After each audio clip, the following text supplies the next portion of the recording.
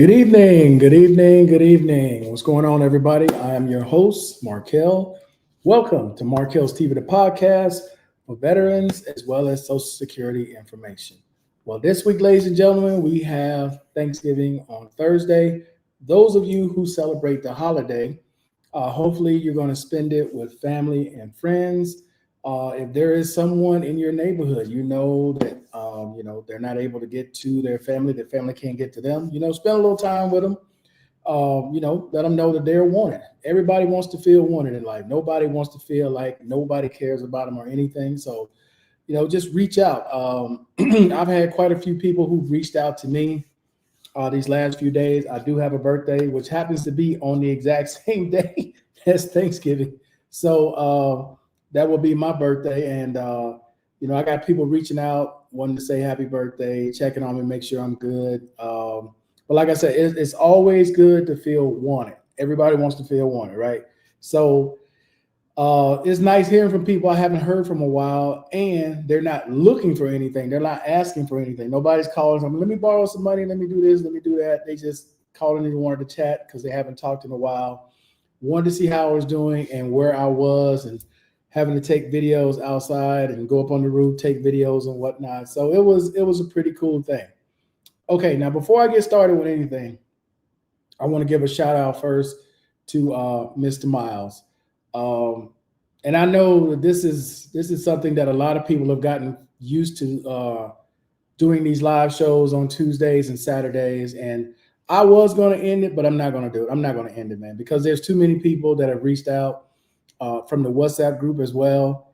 And we're going to keep it going. It's just that there are going to be times, though, where I'm going to be taking vacations. I might be on a plane. There might be different things like that. So it may not always be that day, but it's going to be at least one day that week, and no telling where I may be. But we're gonna continue with the show, okay? But shout out to Mr. Miles. A little bit of a heavy heart. I'm not going to go into too much details about it, but let's put our thoughts and prayers with Mr. Miles right now. Heavy heart, okay? All right. So let's see who we got on with me real quick. Mr. H, salute. How you doing? Tommy, what's going on, man? Salute. OT, what's going on? Salute. How you doing? Saludos. Okay, now I had talked about this, and you know what? I don't want to be negative at all tonight. There's too much negativity in the world today. I want to try to be as positive tonight as possible, right? Because what I want to talk about, which is really a lot of you vets who have reached out in different platforms that I have, whether some of you all have reached out on Instagram, some of you guys have reached out and found me on TikTok on my other channel, right? And I don't want to be negative at all about this. This is not trying to be negative, not trying to discourage anyone, not trying to encourage anyone. But the thing of it is, I just want to give you a different perspective. That's it. No negativity at all, okay? And everybody has their own things that they like and they dislike. And I'm fully aware of that, right? That's what makes us unique as people. We have things that we like. We have things that we dislike. We have things that make us comfortable. And one thing I've always said is that you're going to be you no matter where you go in this world, right? Your habits are following you everywhere you go. So for some, they may be more comfortable in areas that may not be that great to some of us, but to them, that's their comfort zone. That's where they're most at peace.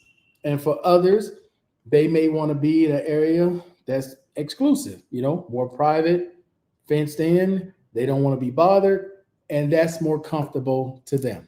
So tonight, my presentation to you guys is like this, okay? Because me and Howard kind of talk back and forth about it, and then there are people in the comment section that'll say something about it, and that is living abroad, right?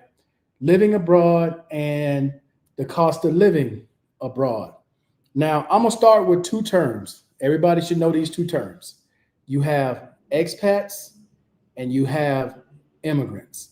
Now, depending on where you are in the world, these two things that are similar, but they're different, they have different meaning and different connotations for different people. If you're out of the West, out of the United States, the word immigrant may have a negative connotation, where the word immigrant in other countries means exactly that. We're talking about people who left their home country as a immigrant. Yeah, we're talking about people who left their home country, moved to another country to live there full time. That's an immigrant. An expat is what a lot of people are. There are a lot of people that are expats. Expats are people who leave their country, temporarily stay in different countries and keep moving, and then eventually goes back to their own country. That's an expat. Now, there are some people who fall into both categories, where they may have a place somewhere they stay for a long period of time. They may leave, go somewhere else for a while, and then come back to that home base again. Okay? Now, the reason why I bring those two things up is like this.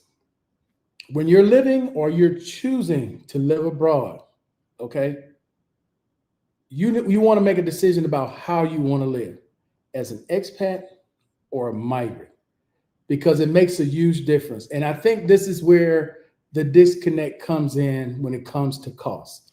Because I, as a migrant, see things different than people who are expats. Okay? Let me break it down a little further. As a migrant, okay, I have a visa. I have responsibilities here that I don't have a choice, that I have to pay.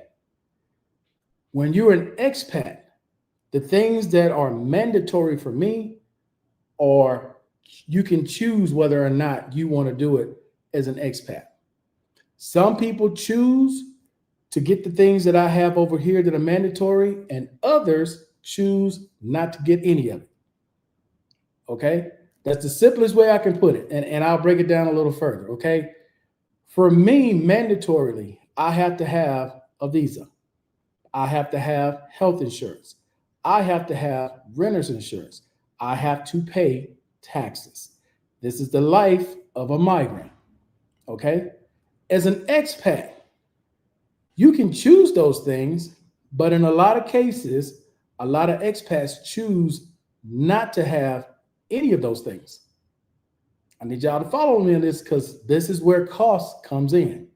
Now, if you're an expat and you're leaving the US, and let's say you have a pattern that you want to follow going south, you want to start in Mexico, maybe hit the DR, Grenada, and go all the way around, coming all the way back to the US, okay? You can easily do that in each one of those countries, because your visa allows you to do that anywhere from 90 to 180 days. And you don't have to get a visa. You don't have to have health insurance. You don't have to do any of that, okay? If you choose. Because this way, if you choose not to do that, that sounds much cheaper. It's not the most responsible way, but it's the much cheaper way, okay? Because over here, for me as a migrant, if I could save the $500+ a month I pay for health insurance, the $1,500 I just paid last year for my visa, the $900 I paid for taxes, right, this year, and some of the other miscellaneous things that I have here, that would be much more money in my pocket every month versus what these people pay over here. All right. The other thing about it is lifestyle. If you look at lifestyle and the way a lot of us live when we are abroad, we all live totally different. It's the same way we live in the States. We live totally different. Some people live on the very budget side, while other people live in the middle, and then you have some that live on the higher side. Okay? That also plays a factor. But I would tell people like this: whatever way you choose to live, it is up to you. But the mantra of telling people that it is so much cheaper abroad, that your money goes so much further abroad, that all depends. It all depends.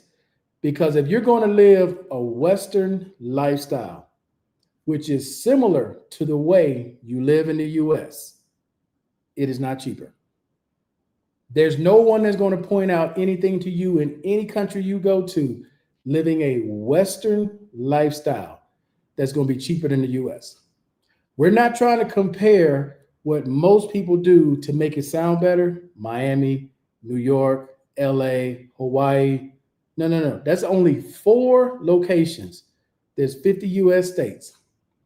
There's 46 other states that are comparable to a lot of these places out here. Okay? Let's be clear on that. We're not talking comparing it to any of them, because 90 to 95% of the people who travel are not coming out of those 4 states. They're not. There are a few who are, but the vast majority you got are not coming out of those states. You're not. So when you're listening to people tell you, well, if you look at Miami, this apartment would be $3,500 and it's $1,000 here. Not so much. And again, we're talking Western lifestyle. Now, let's say you're going somewhere like the Dominican Republic and you plan on living like a Dominican. Now that is far less than anything you're going to spend in America. I'm going to repeat that. If you're going to the country to live like the locals, not a Western lifestyle, but to live like the locals, then yes, there is no argument from me or anyone else that if you're going to live Dominican style, yes, it will be cheaper. If you're coming to Colombia, like here where I am right now in Medellin, and you want to live like a paisa, okay? You want to live Colombian style, not a Western lifestyle. That is far cheaper than anything you're going to do in the States. Far cheaper, not even close. But again, if you're like me when you come here, you want to still live similar, not exact, but similar to the way you live in America, it's not cheaper. And I think that's where the disconnect is from my point of view and from a lot of you guys who are on and you're saying, no, your dollar goes so much further. Yeah, if you're living local style, it does. You will never get an argument from me if you're living local style. But if you're going to live Western lifestyle, meaning you're going to get a lot of the same clothes, shoes, products, electronics like you would in the States, it's not cheaper. It ain't even in the ballpark of being cheaper. If you would buy the same car that you have in the States, you buy it here, it ain't even in the same ballpark. You would spend 30 to 40% more for a car that's less than what you would get in the States here. You have a lot of hidden costs here that if you're only in lower income areas, I'll put it that way, you won't see that, right? Because a lot of those people take the bus or they take the metro or they may have a motorcycle, but a lot of times in some spots, not everywhere, motorcycle parking is normally free. But if you own a car, you got tolls, and almost every location you go to, you pay for parking. See, in the States, if you go to a department store or if you go to like Best Buy, they don't charge you to park. If you go to your mall, they don't charge you to park. Here, they charge you for everything. They charge you for everything. If you're parking in the mall, even if you're only in the mall 45 minutes, they're charging you for it. If you are going to the hospital, you're charged for it. If you're going to church, because there ain't nowhere to park in the church, you got to park in the parking area. They're charging you for it. There are tolls here. To go from here to the airport, you got to pay a toll to go that way. You got to pay a toll to come back. And that's in all directions when you leave here. When you leave outside the city of Medellin and you're driving, okay, there are toll bridges everywhere. You're paying for it.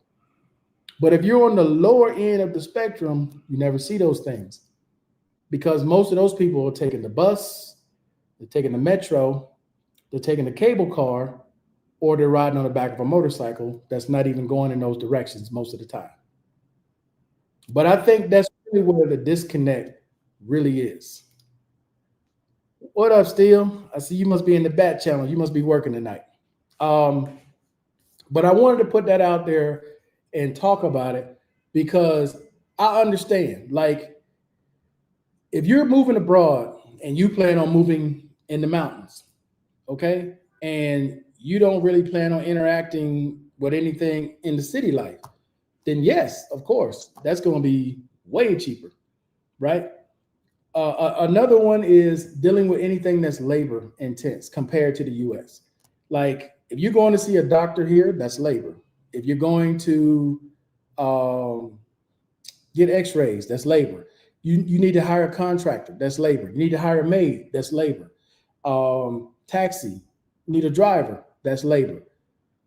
Super cheap. It's not even in the ballpark, okay?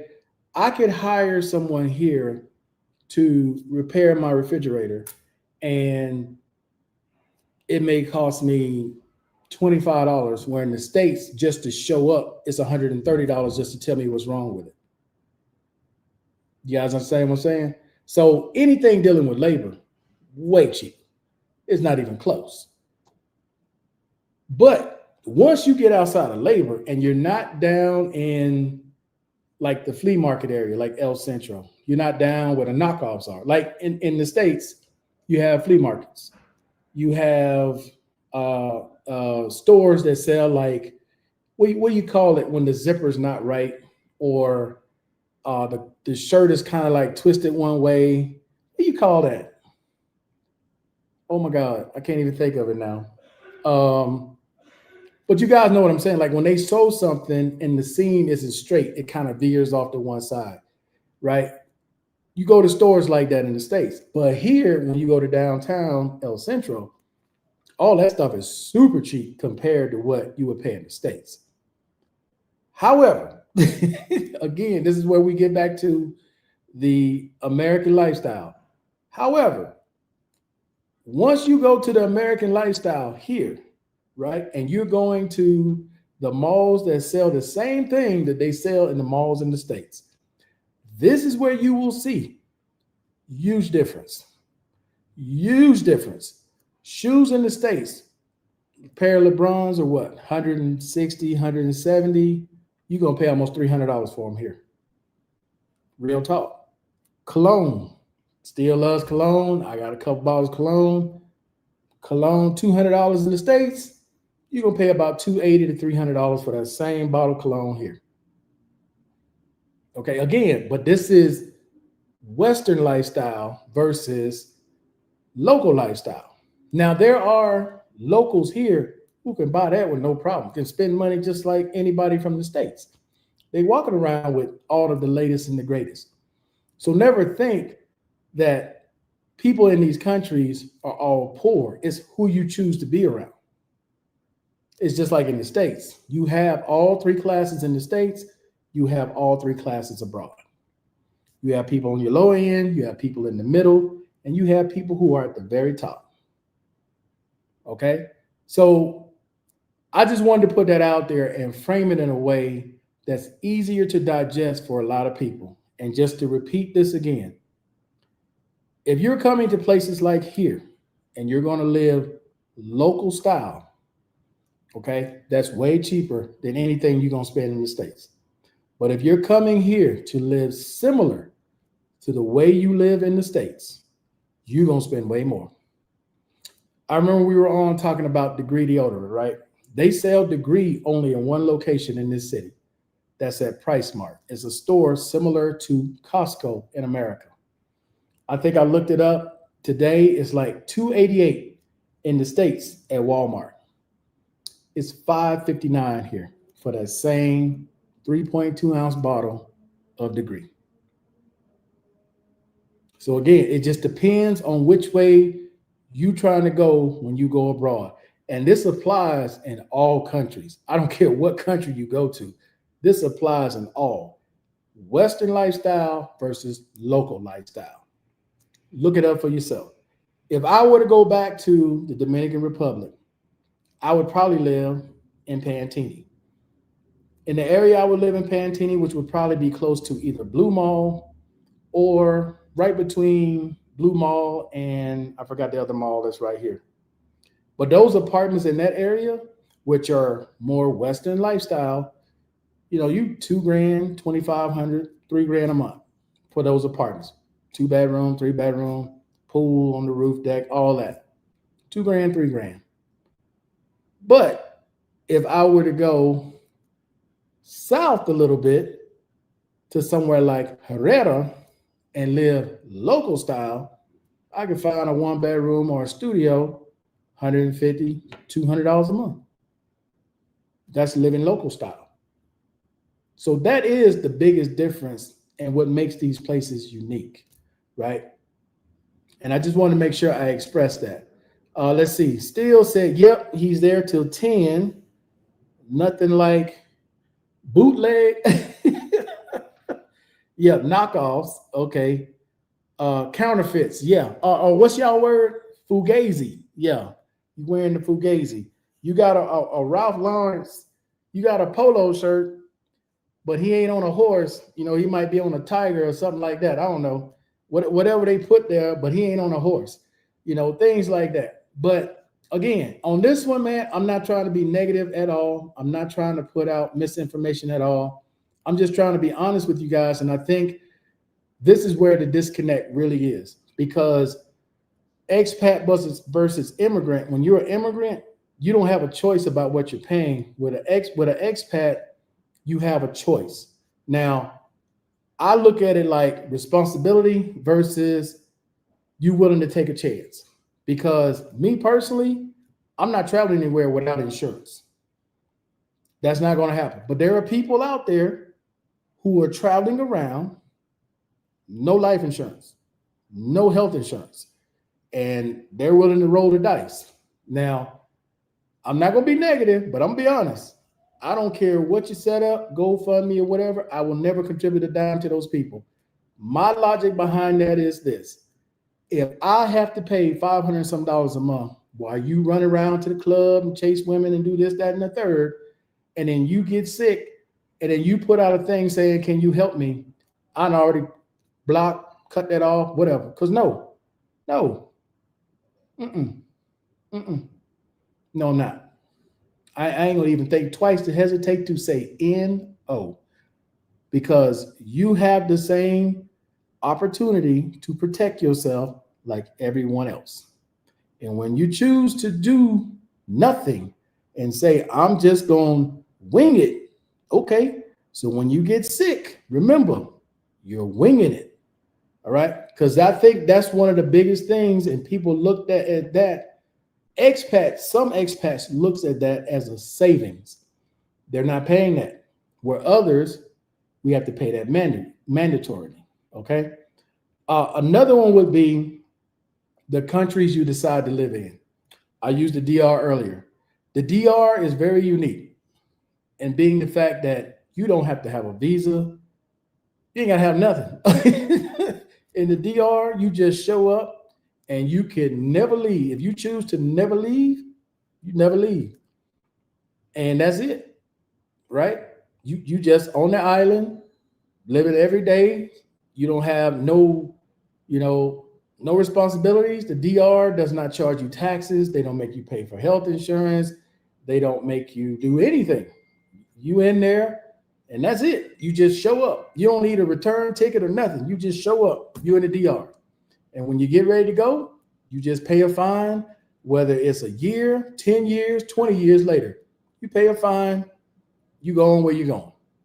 That's the Dominican Republic. Very unique country. The only other country I know that's somewhat similar is the Philippines. The Philippines will allow you to come in. You get your, I forgot what you call that card. You got to get that card after 30 days. Then you get another card, if I remember right.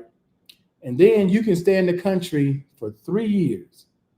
You leave one day, you come right back, you can stay another 3 years.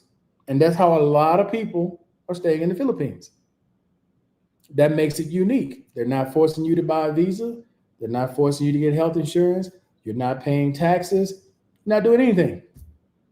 Okay. And again, when people look at that and you're going to live either Dominican style or Filipino style, not a Western lifestyle, huge difference. Huge difference. Okay. Because when you go in those malls in the Philippines and you live in a Western lifestyle, you will see the difference in cost because there's an import tax in all these countries. But when you're living local style, you ain't even looking at stuff like that. All right, let me see who I got on with me real quick. Tommy said they love to squabble and OT ragging out on my gooey duck. Who is this? What is this? Porter and Nut? I don't know who this is, but okay. Should I sub? That is up to you. I will. Okay, appreciate it. Greetings and blessing to all. What's up, Viper? Let's see. Huge difference living like a local versus living like a foreigner. Completely concur, Markel. Yeah. Your lifestyles are going to be drastically different, and what you spend and where you spending drastically different. Drastic. It's not even in the ballpark, dude. I could be with my friends and they may have the equivalent of $30. Man, they can make that $30 stretch for about 2 days. No problem. Lunch, breakfast, lunch, dinner, get back and forth on the metro. They good the next day. And I'm like, damn. Now for me, man, that $30, I might get a good hour and a half out that $30 here. That's about it. Being honest, that's about it. But they can make money. Local lifestyle, man, they can make that money last a long time. No BS, right? And then like places that we shop, I get most of my stuff when I go shopping, like food. I get it from Price Smart, which is like Costco. You buy in bulk, and it's got a price like Costco. But they go to spots like, it's almost like the equivalent of a dollar store, like De Uno's, Justo y Bueno, Marca. There's a whole bunch of them. Man, you go up in there, and I showed you guys that beer. You can get one can of beer. It was like, what, 31 cents for a beer? For one, you buy a 6-pack, it's not even $2. But if you go over here to Price Smart, oh no, that ain't gonna fly. You $2, you ain't buying nothing out of there for $2. Nothing. Are there any other comments? But I just wanted to talk about that, man. And this is the last part I want to get to. And if no one comes on by the time I do this, man, I'm gonna go ahead and end the stream. But when you're abroad, and I get it, because Mr. Brown had mentioned this, and shout out to Mr. Brown in Panama. Mr. Brown had left because he got tired of, I'm gonna just say racism, right? And again, I'm not trying to be negative. I'm just talking in general because of a level of racism. Now, I will say this. Interactions with the police abroad, totally different than anything you're going to experience in the United States of America. Totally different. Now, I don't know how it was where a lot of you guys were, but I know for most people of color, when you're driving your car and they get behind you and you can actually see the lights from when other cars are behind them in your rearview mirror, you get a little nervous, even though you haven't done anything wrong. You got a valid license, you got insurance, tags are up to date, you still get nervous because more than likely they're going to pull you over. Now, you haven't done a damn thing wrong. And most of the time, well, a lot of the time, the interaction goes fine. They'll stop you, give you whatever reason. They may be looking for drugs or whatever the case may be. And, you work your way through that little situation and you're done. When you are abroad, at least for a foreigner, I don't know how it is for Afro-Latino here, for Afro-Colombiano here. I don't know how it is for their experience. But from my experience, the little interactions I've had with the police, it is night and day than it is in the US. Here, man, the police comes up to you, shake your hand, ask you how you doing, how you enjoying the place, if you can speak Spanish. Now, there are a few that try to speak a little English, and they may try to practice their English with you, but it's a total different experience here. Totally different. Especially when you're out walking in the street and the police pass by you. Totally different. They ain't even thinking twice about you in the least. If you someone who have ever gone in a store and you forgot to take off your backpack and you got half the security following you around thinking you about to steal something. Have you guys ever had that happen to you? Here in this country, as a foreigner, now I don't know if it's because of the area I'm in, but I've never seen this in the States, and I've been in some spots in the States. Here, all they do is put a sticker on your bag. They don't even check it. They just put a sticker on it and tell you to go on in. That's it. Totally different. Totally different experience. Totally different. Trying to think of some other experiences like that here. Now, I will say, like, there is racism here, unfortunately. I've never personally experienced racism here. I've never had that happen. But how do I know that there's racism here?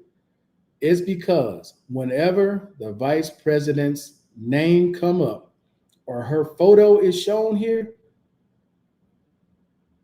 all the words that you hear in the States, all the slurs, all the name calling, all the different animals that people are called in the States, they do it right here.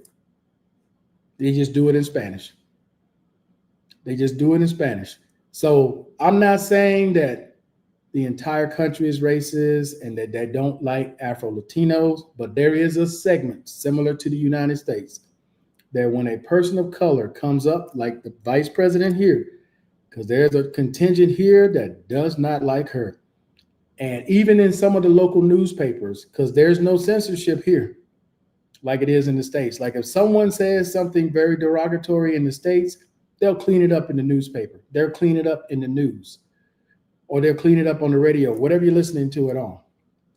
But here, it's word for word. Whatever way it was said is the way they're going to print it. No censorship. So just so everyone knows, racism is everywhere.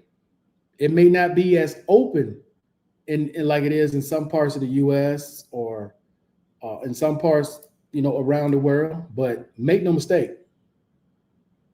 If there's been examples of videos that I put on where there was an Afro-Colombian cop on a plane, and there was a lighter-skinned Colombian, and the guy on the plane was just trying to tell him to calm down. You got to get off the plane.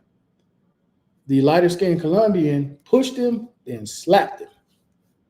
The guy held it together because the interactions here with the police are totally different now. The guy held it together. He didn't retaliate at all. He just turned the guy around and walked him out. Now, they all got on the national news, apologized because he called him all types of names similar to the names they call in the States. Okay? Those are examples that you all know it's here. Don't think it ain't here. It's here. It's just not as open in some areas as it is in the States. Okay? More minorities are moving overseas when they feel more accepted. Good observation, Markel. Yeah, like I said, I don't want people to get the idea that it does not exist in these countries, because it's due. But I will tell you, in Latin America, I don't know about Asian America. I only been to the Philippines, and I can't give you like a synopsis of all of Southeast Asia because I haven't only been to the Philippines. But I can tell you from the areas that I've been here in South America, Mexico, DR, Puerto Rico, I've been to Peru, I've been to Ecuador, and of course here in Colombia, I've been to Brazil. Classism is more prevalent than racism. I'm going to repeat that. Classism is way more prevalent than racism.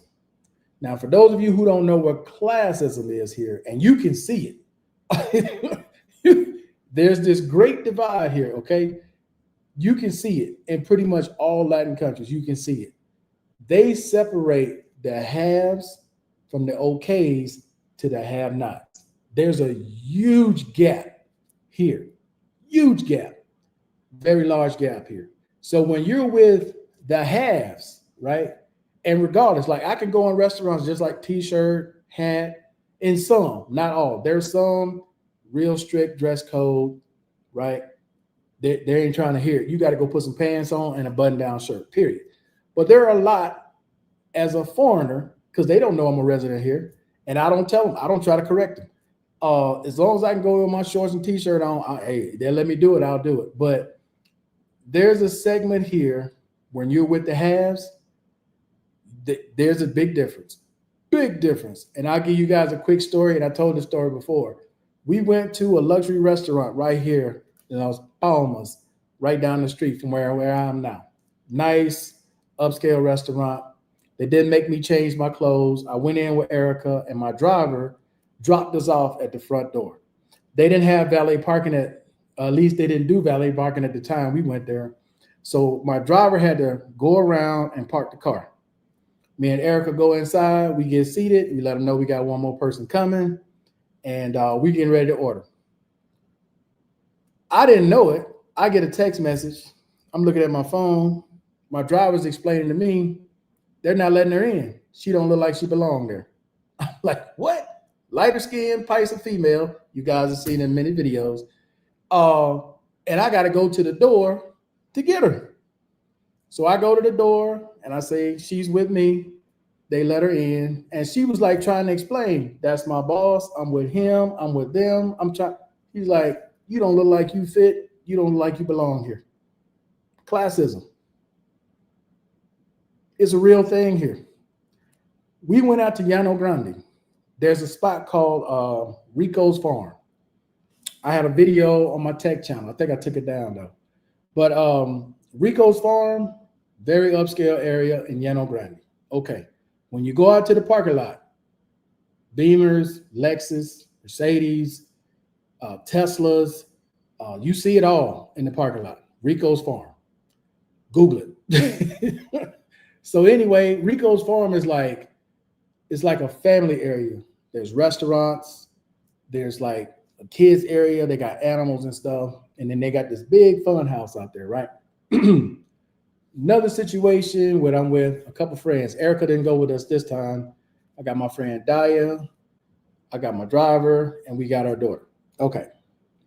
So me and her daughter, we walk over so she can pet the little animals. And I bought some carrots and whatnot so she can feed the animals.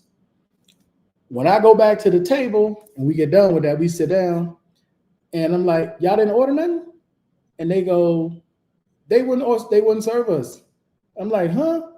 She goes, yeah, they don't think we had the money to pay for it. I said, what? I'm like, what? And they were there. I thought she was joking at first. She was dead serious. And then when the lady came back over and saw me sitting there with them, she goes, okay, what you guys want to order? And they kind of looked at her.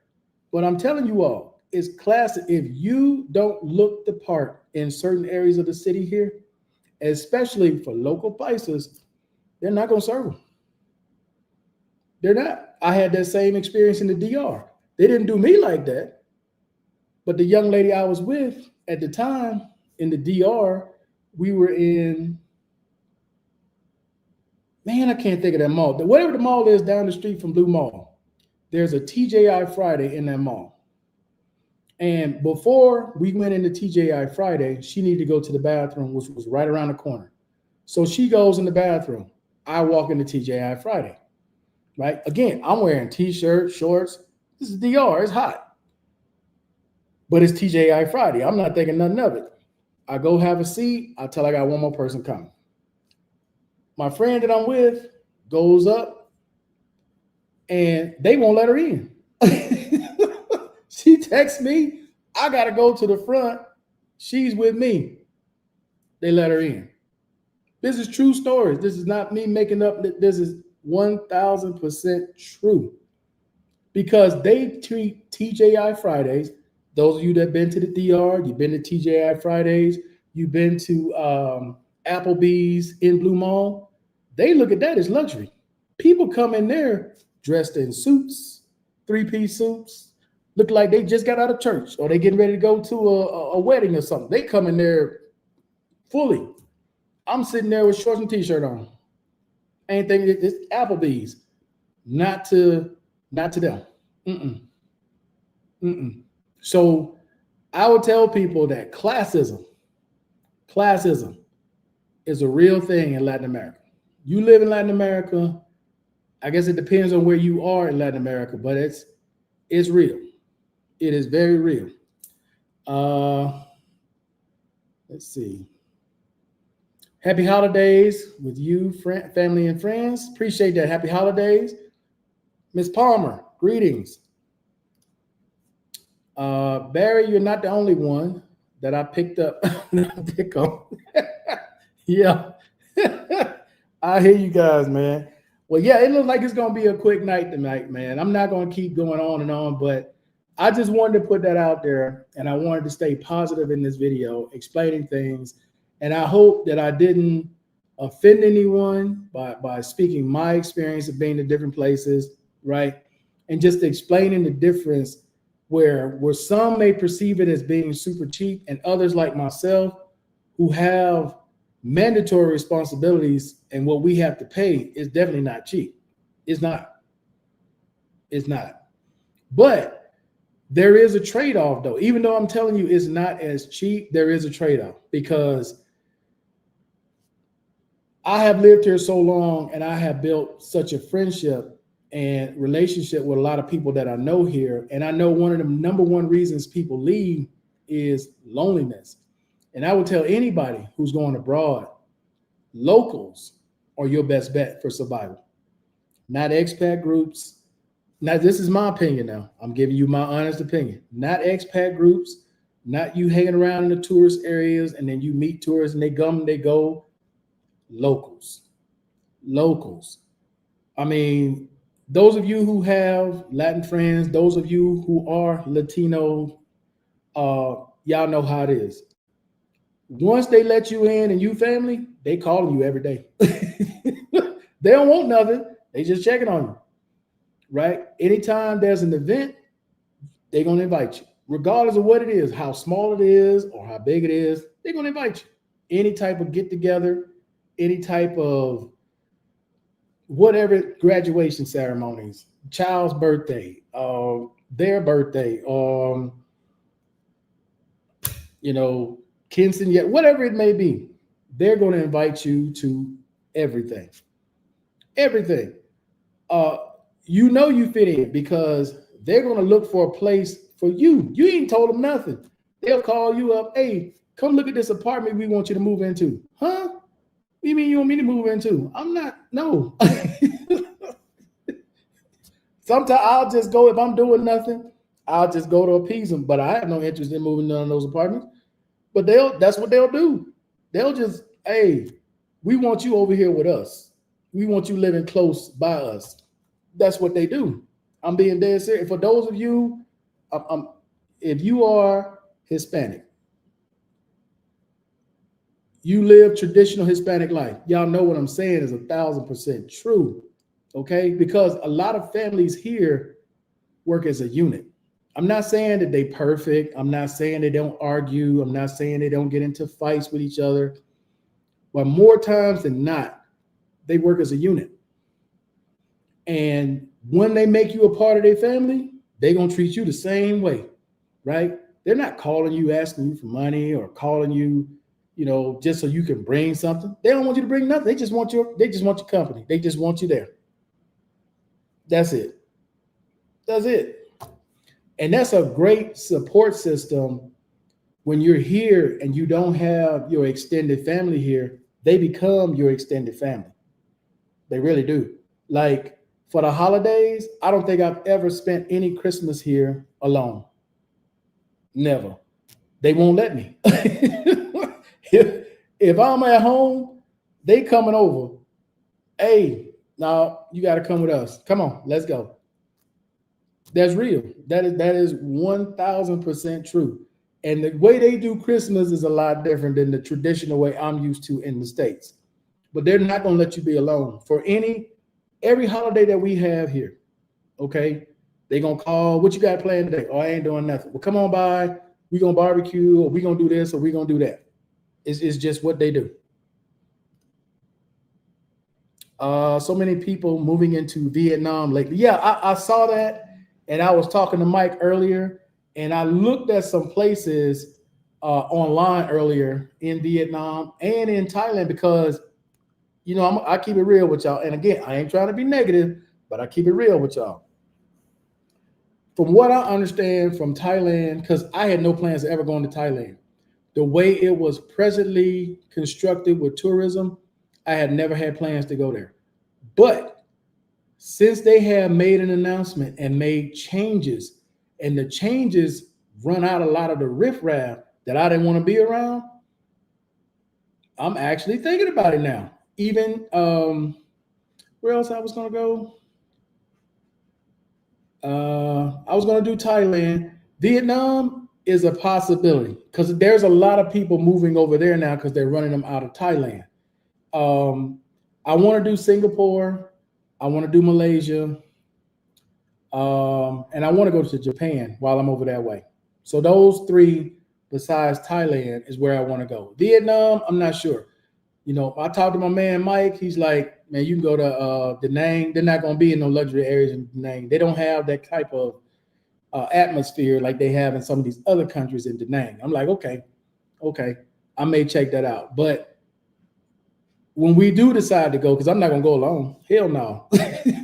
But when we do decide to go, I'm going to go try to do that. But yeah, Vietnam seems to be the spot because they're cleaning out Thailand. And for those who don't know, Google Thailand, check it out.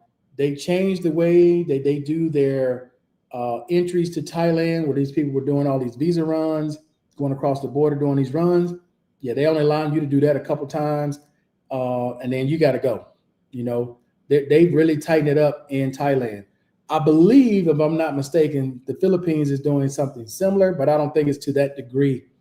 And then for those of you that's trying to come here, by now, I'm pretty sure a lot of you guys know what's going on here now, particularly in Medellin.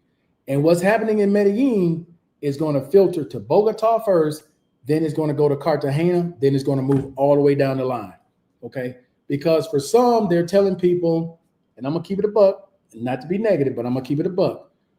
For some, they're telling people, well, just fly into Bogota and then come to Medellin. It doesn't matter if you take in international or domestic and you come to Medellin. I can tell you this, as somebody who recently went to Santa Marta last week, we took a domestic flight. The guy came up to me because Erica went to the bathroom. I was standing there by myself. There was a migration officer. Speaking of the devil, she just texted me. But there was a migration officer that came up to me, asked me where was I going, which the sign says Santa Marta. And then he asked for my passport. I gave him my ID card for here, my residential ID card. And he simply said, okay, thank you, and moved on to whoever else. He pulled 4 people out, and they all went to secondary. And I want to say this before I get off tonight. Okay. There's this thing online going around about people talking about dummy phones. All right. I don't believe people realize people in Colombia are not stupid, right? People are not stupid. They watch, they understand, like, you can go on here and change the language. Like if you're in another country and you're watching this video, it's going to change it automatically to your language. You can also go in and hit the configuration button and change my language to whatever language in whatever country you're in.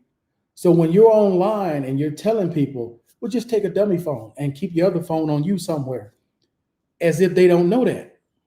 They know that. It's going to be in the news. I'm sure people who report on Medellin and what goes on here are going to tell y'all about this in the next couple of days. They just caught 2 people. And one of the things that you cannot do is lie. All right. If you got a phone on you, a second phone on you, because that's going to be the number one question they ask when they ask for your phone, and you give them a dummy phone that's just been wiped clean, they know it. So they're going to ask, do you have a second phone on you? And then you answer no, they find that phone on you in secondary. That's an automatic denial. You gone. Then I mean, they ain't nothing else they need to know. You out. Period. Okay. They have X-ray machines, guys. You think you're gonna put your phone, your real phone, in luggage, and they not gonna see it through the X-ray machine? It's like, come on, man. Or you gonna put it in your check bag, and you think when you get to secondary, they're not gonna open that check bag and see that phone in there? Come on. Come on. Let's be serious now. They're serious about cleaning it up here for various reasons, a lot of which you all paid no attention to, that has more to do with gentrification than a lot of other things. That's what people miss. If you were paying attention earlier this year, there were a lot of people who applied for visas here that got denied. They were deemed inadmissible or they got flat out rejected. Why did they do that? Because there were too many people moving into stratos 3, 2, and 1. What was the problem there? Those are subsidized areas for low-income families. They were never intended for tourists. First of all, they never believed tourists would ever live in those areas. But when they opened up that digital nomad visa, where do you think all those digital nomads went? Where do you think a lot of those tourists ended up staying? Because they ain't got much money. They're going to stay in those lower income areas. So what happened over there? The prices went up. The families that were living there could no longer afford to be there. They had to move further out. So come the beginning of this year, they changed it. You're a digital nomad and you were barely making it, they didn't approve your visa. And it's all over the internet. Go check. Google it. Digital nomads being denied visas in Colombia.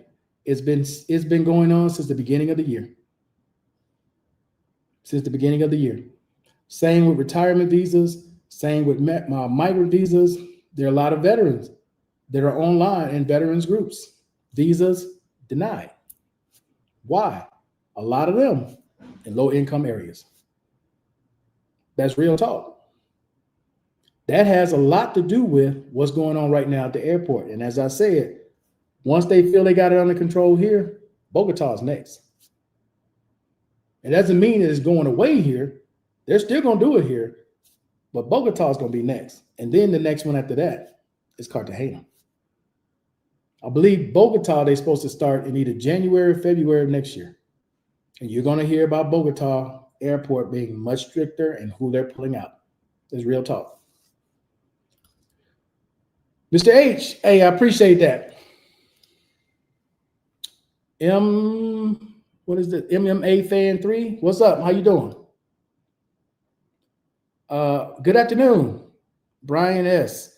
I was watching DC Rob and he said that stepdads can be made. Yeah, that's old news. See, man, y'all be okay. But you didn't know. Most people don't know this, but this has been around. This is not new.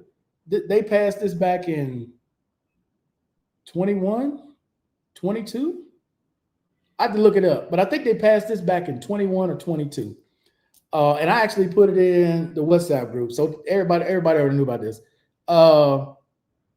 Yes, that is true.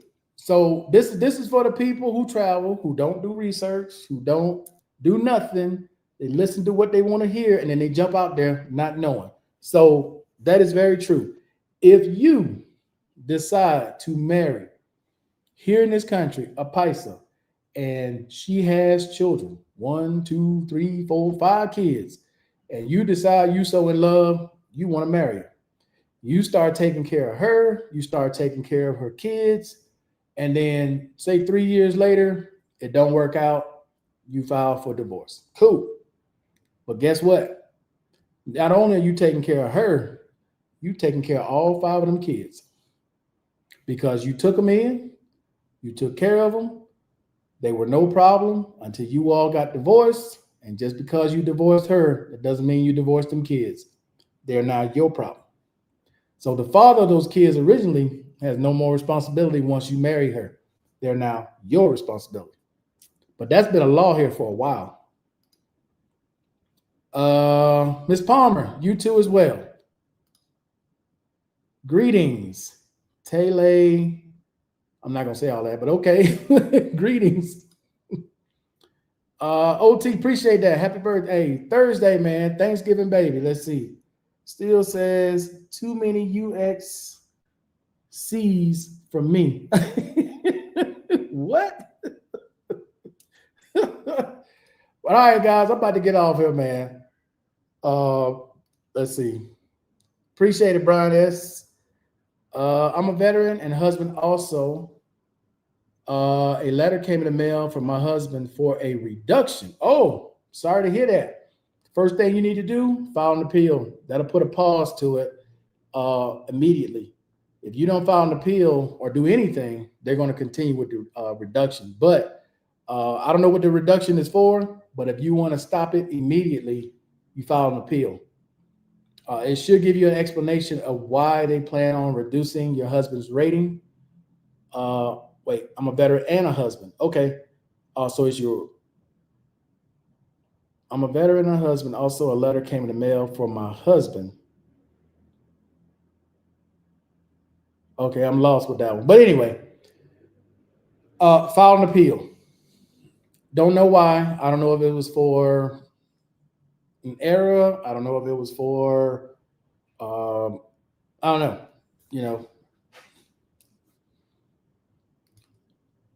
100% PNT, TDIU for 8 years, stable.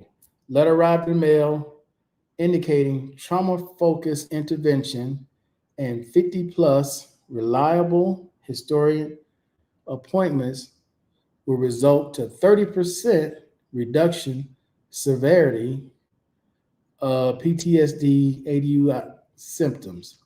Hold on. Okay, well, first of all, this is what I tried to explain to you guys a month ago, that at 10 years is where you really have protection. This is 8 years stable. My first question is, how long has he had that PNT rating? Because if he only had it 8 years, yeah, you really ain't got a whole lot of protection with 8 years. You got the 5 year, but that ain't gonna, I'll get to that in a second. Let's see. Trauma-focused intervention and 50+ reliable historian appointments. Yeah, so he has improvement over a sustained period of time is basically what they're saying, which is why they want to reduce it 30%. So you're going to go from 100% to 70%. Appeal it.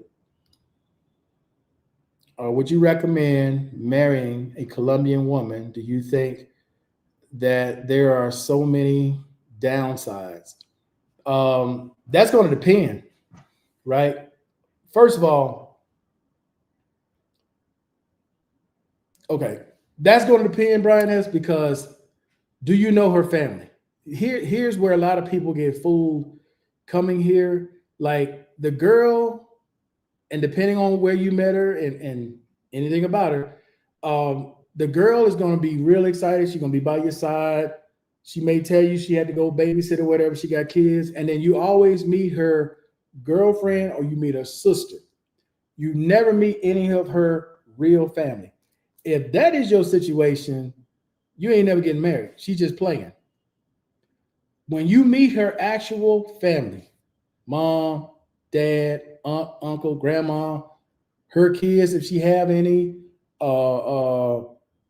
cousins from wherever, coming here, coming there, when you meet her actual family, real family, not just her girlfriend or some dude on a bike that's probably her real boyfriend, no, that's when you can really talk about being serious with her. Because if you never meet her family, she ain't serious. She's just playing. She's just playing, just being honest. Let's see. Okay, I'm female. Okay, it's my husband. Got it. Verifying absentees from alcohol and other substances by self-report and reviewing it at every session. At 70% rating reflects significant impairment, but not total impairment. Okay. Last part, thanks for the info. As a reliable historian, the veteran has taken 12 anger management classes. The rating will likely decrease to the lower level of, damn, they want to take 50% if the symptoms no longer cause. Okay, like I said, if you want to take action on this immediately, you want to appeal it. Okay, that's the first thing you want to do is appeal it. Gather all your documentations from what they're referring to. Go back into My Healthy Vet or go to va.com and then go to your medical records and look over everything that was written. If you can't find it in va.gov, then you're going to need to go to either a hospital or clinic that has release of information, or they may send you to Comp and Pen where you'll have to fill out a FOIA request for release of information to get a copy of everything that's in your medical record. As a matter of fact, they used to give you a disc. I don't know if they give you a SD card now or they email. I don't know how they give it to you now. Okay. They may give you an SD card that you can upload to your computer and download, but you want a copy of all your records to go through them, look at everything that was written down, but it starts with the appeal. Appeal it immediately. If you don't want this action to go through, appeal it ASAP. Okay, that will stop it. And then you'll get a chance to write a rebuttal of what they're talking about. But in order to write a rebuttal, you got to know what were the doctors saying to come to this conclusion to reduce your husband from 100 to 50%. That's where you start first. Okay. Download his medical records from My Healthy Vet or va.gov. If you can't get them there, go to Release of Records. If you can't get it there, go to Comp and Pen, fill out a FOIA request, and get a copy of his medical file or your C file, okay, with the FOIA request. Total disability in all areas. Last CNP is in November of 2017. Yeah, they're using, basically what they're doing is they're using the classes that he went to and completed and what happened in those classes. Like he didn't have any type of episodes. He attended every class. He was mild-mannered, all that. You want copies of all that. You want to look at everything that was said because they had to use those type of records over a sustained period of time. So if he's been going to classes, been doing therapy, been doing all these different things since his rating, and they can show like 5 years continuous, no issues, no nothing, they're saying that the classes work, which is why they want to reduce his rating. Worst investment is life to get married, period. Sounds worse. Investment is divorce. Hey man, look, if you in love and you want to get married, cool. The only thing I'll say, and I said this before, if she is serious, and people who've been in Latin America know, if the woman is dead serious with you, you met her real family. If all you ever seen was her girlfriend, a dude on a bike, maybe some dude in a cab claiming to be your cousin or uncle or something like that, she playing with you.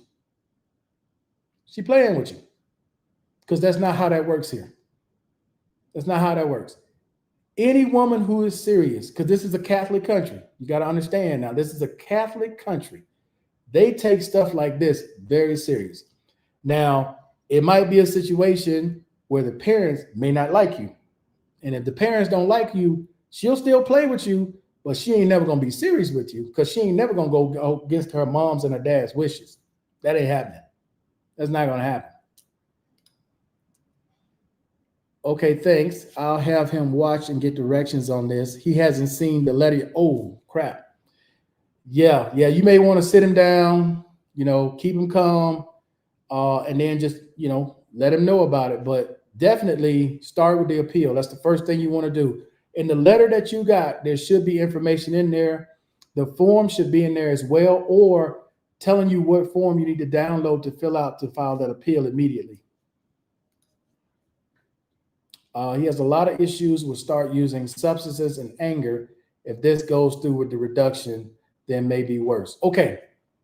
Like I said, you use that stuff to your advantage. If I hate saying it like this because it sounds bad, but if he freaks out, take him straight to the VA.